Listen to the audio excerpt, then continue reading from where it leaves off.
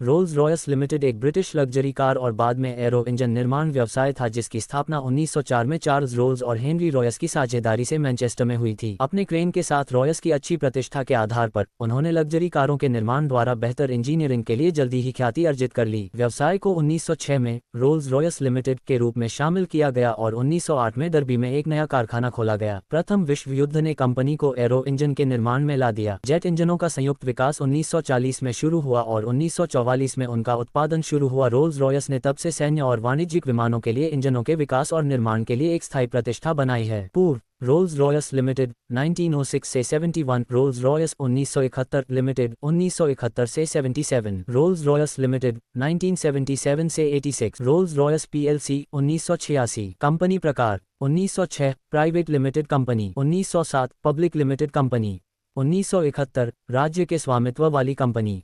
Rolls Royce 1971 limited के रूप में 1977 में इसका नाम बदलकर रोल्स रॉयस लिमिटेड कर दिया गया। फिर 1986 में इसका नाम बदलकर रोल्स रॉयस पीएलसी कर दिया गया। रोल्स और रॉयस की साझेदारी 1904-1906 स्थापित मैनचेस्टर यूनाइटेड किंगडम।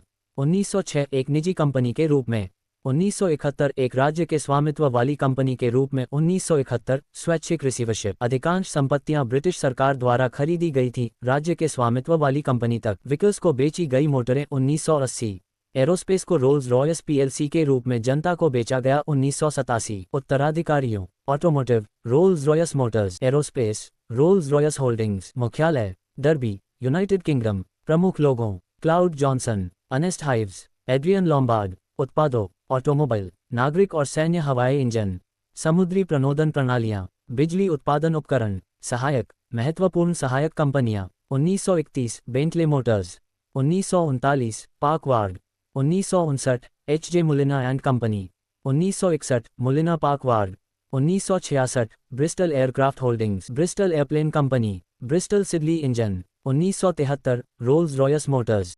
1960 के दशक के अंत में रोल्स रॉयस अपने उन्नत आरबी 211 जेट इंजन के कुप्रबंधित विकास और उसके परिणामस्वरूप लागत में वृद्धि के कारण प्रतिकूल रूप से प्रभावित हुआ। हालांकि अंततः यह एक बड़ी सफलता साबित हुई। 1971 में मालिकों को अपना व्यवसाय बंद करना पड़ा। उपयोगी हिस्से को रोल्स रॉयस 1971 लिमिटेड नामक एक नई सरकारी स्वामित्व वाली कंपनी ने खरीद लिया, जिसने मुख्य व्यवसाय को जारी रखा, लेकिन ब्रिटिश एयरक्राफ्ट कॉरपोरेशन BAC में अपनी हिस्सेदारी लगभग तुरंत बेच दी और लाभदायक लेकिन अब वित्तीय रूप से महत्वहीन कार डिवीजन का स्वामित्व roles Royce Motors holdings limited को हस्तांतरित कर दिया, जिसे उसने 1980 में व्हीकल्स को बेच दिया। रोल्स रॉयस ने 1977 में अपने कंपनी नाम से 1971 भेद को हटाने की सहमति प्राप्त की। रोल्स रॉयस का व्यवसाय 1987 तक राष्ट्रीयकृत रहा, जब कंपनी का नाम बदलकर रोल्स रॉयस पीएलसी कर दिया गया और ब्रिटिश सरकार ने इसे शेयर पेशकश के जरिए जनता को बेच दिया। रोल्स रॉयस पीएलसी अभी भी रोल्स रॉयस के प्रमुख व्यवसाय का स्वामित्व और संचालन करती है। हालांकि 2003 से ये तकनीकी रूप से एक सूचीबद्ध holding company roles Royce holdings PLC की सहायक कंपनी है।